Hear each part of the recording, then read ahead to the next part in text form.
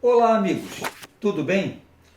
Acontecimentos recentes do noticiário trouxeram à baila um problema, uma questão que a gente pode dizer que marcou a história do Brasil e que parece que ainda não foi completamente superada.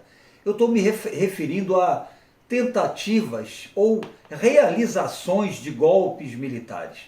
O noticiário mostrou aí que, após uma intensa investigação, a Polícia Federal prendeu militares brasileiros ligados ao governo Bolsonaro que articulavam um golpe de Estado que teria requintes de terrorismo, porque previa inclusive o assassinato de autoridades políticas, autoridades do poder judiciário, enfim, felizmente esse plano golpista ele foi descoberto a tempo e não é nenhuma ficção, né? Parece que o problema foi controlado. Agora a gente tem que esperar o final das investigações. Mas qual é o motivo desse vídeo?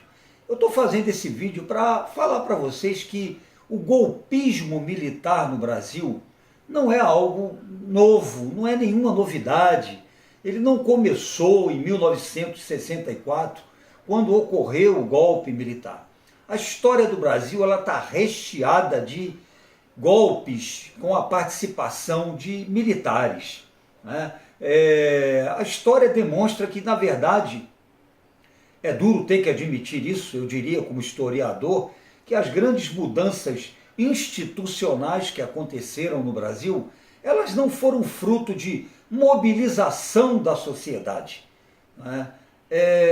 Sempre elas foram resultados, elas foram consequência do protagonismo de líderes militares, né? Militares naturalmente de alta patente. Tá? Então eu resolvi fazer uma espécie de retrospectiva do golpismo militar no Brasil ou da participação de militares em eventos políticos que alteraram a história do Brasil, né? Então a gente pode, por exemplo, começar pela própria independência do Brasil em 1822.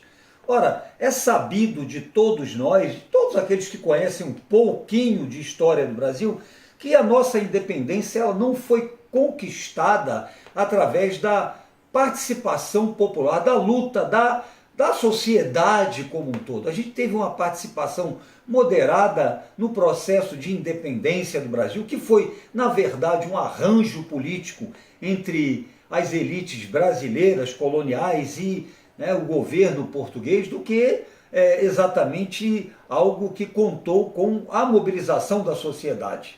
Participaram aí do processo de independência apenas as classes médias, a aristocracia rural brasileira, o povo, a gente pode dizer, sem medo de cometer exageros, que o conjunto da sociedade passou ao largo, né, do nosso processo de emancipação política, né? Mas aí nós tivemos a participação de militares? Claro que tivemos, né? Dom Pedro não teria como tomar a decisão de romper a nossa dependência política, a nossa subordinação política de Portugal, se não fosse com o apoio da classe militar, com o apoio dos militares. Aí a gente pode considerar que não foi nenhuma questão de golpe militar. Os militares apoiaram o processo de independência, né, durante, é claro, e também depois, né, porque houve resistência das tropas fiéis ao governo de Portugal aqui no Brasil, que resistiram, né, à nossa independência. E aí foi fundamental a ação do Exército Brasileiro, que, né, estava se estruturando, claro, com apoio também externo, com apoio da Inglaterra, para debelar esses movimentos de resistência à independência do Brasil por parte dos militares fiéis a Dom João VI. Mas acontece que, posteriormente, 9 anos depois, Dom Pedro I já estaria renunciando, né, em função de uma crise política que ele próprio acabou gerando, né, por exercer um governo autoritário, utilizando-se do poder moderador, né, que era um instrumento que praticamente fazia com que ele rasgasse a Constituição. E aí realmente ele perdeu o apoio dos militares, perdeu o apoio né, da Câmara dos Deputados e perdeu naturalmente o apoio, né, dos militares. Perdeu o apoio do Exército Brasileiro, que apoiou, né, a abdicação do Dom Pedro I. Né? Então a gente já tem aí um início de participação dos militares em termos de ação política no Brasil efetiva. Tá? Então qual é o período posterior? O período posterior é o período regencial, período que foi de 1831 a 1840, em que ocorreram inúmeras, né, diversas rebeliões populares do Brasil, rebeliões, movimentos sociais como a cabanagem, a balaiada, a sabinada, e em todos esses movimentos, ou em quase todos, que eram movimentos separatistas, fique bem claro, a gente teve a participação de militares. Eles participaram efetivamente dos movimentos regenciais. Tá? Afinal de contas, não dá para fazer nenhuma revolução ou tentativa de revolução sem o apoio, né, de militares, sem a força das armas, né, quando não há mais o diálogo. O mais importante movimento do período regencial, o que saiu mais vitorioso, foi a Farroupilha, foi o mais longo, durou de 1835 até 1845. E por que saiu vitorioso? Porque era um movimento separatista do Rio Grande do Sul e de Santa Catarina e que tinha à frente lideranças militares com grande influência no Sul, tanto no Rio Grande do Sul quanto em Santa Catarina. A gente vai naturalmente aqui, na medida do possível, destacando aqui alguns militares que participaram de grandes mudanças políticas e institucionais no Brasil. Você vê, por exemplo, na Farroupilha, que pode-se dizer que foi um movimento vitorioso, né, um dos poucos movimentos relativamente vitoriosos do período regencial, foi fundamental a participação das oligarquias. Né? A gente destaca aqui para vocês, por exemplo, os nomes de Davi Canabarro, né? Então, militares que organizaram um poderoso, forte exército para resistir, né, ao exército do governo regencial. Tá? Então, a gente tem aí uma forte participação de militares, né, em termos de querer mudanças políticas para o Brasil via separação. Né? A seguir, a gente tem o período, né, da República. Período republicano, a gente sabe, a campanha republicana ela teve a liderança de militares. Teve a liderança de militares que lideraram esse movimento que resultou num golpe de Estado que tirou o Dom Pedro II do poder, depois do Dom Pedro II, e que contou com a participação de militares como Deodoro da Fonseca, Floriano Peixoto, Benjamin Constant, né, e Solon Ribeiro. A gente destacou aqui alguns nomes.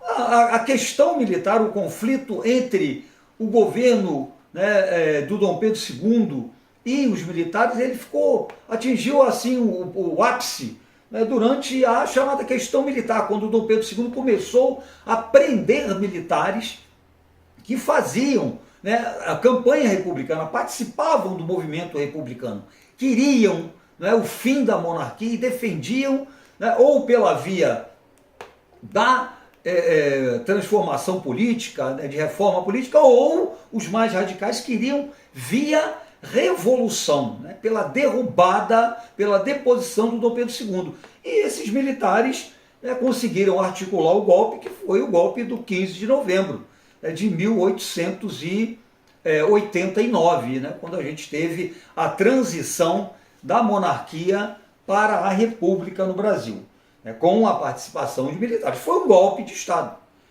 Não foi outra coisa, não tem outro nome. O povo não participou do processo que levou à proclamação da República no Brasil. Foi um golpe, sim. Tá? Aí a gente tem o quê? Depois, a chamada Revolução de 1930, que colocou Getúlio no poder e deu início à Era Vargas. Quem esteve à frente do movimento que resultou na Revolução de 1930? Os tenentes. É o chamado movimento tenentista. Eles foram fundamentais para levar ao golpe, né, que foi a Revolução de 1930. Não foi uma revolução, tá? Foi um golpe de Estado. Né? Como dizia o José Murilo de Carvalho, né, foi trocar 6 por meia dúzia, trocou a oligarquia paulista e a mineira pela oligarquia gaúcha e as oligarquias nordestinas. Então, que líderes militares estiveram à frente do golpe, né, que foi a Revolução de 1930? Né? Eu destaquei aqui Góes Monteiro, Juarez Távora, Eduardo Gomes, Isidoro Dias Lopes e Luiz Carlos Prestes. Então, a gente tem mais um exemplo de participação de militares em mudanças políticas via golpe, não é? Que é assim que a gente pode definir a Revolução de 1930. E, por fim, o golpe militar de 1964, né, que aqui não precisa nem dizer que houve participação de militares. Foram vários, né? Castelo Branco, Costa e Silva, Olímpio Mourão Filho, que foi um dos grandes cabeças aí do movimento, né, do golpe militar de 1964.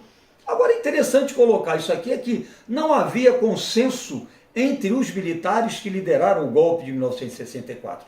A gente pode falar em 2 grupos, né, ideológicos, os chamados castelistas e a turma da linha dura. Os castelistas, liderados naturalmente pelo Castelo Branco, Ernesto Geisel, era um grupo de militares mais moderados, que defendiam o diálogo, né, com a oposição, defendiam até uma transição para a democracia, mas do outro lado tinha a linha dura, né, que era mais resistente, que defendia o uso da repressão violenta contra a oposição política. E aqui a gente destaca naturalmente o nome do Arthur da Costa e Silva, que foi, né, a pessoa que assinou o ato institucional número 5, né, o famigerado AI-5, que cassou inclusive o habeas corpus, cometendo aí uma verdadeira aberração política.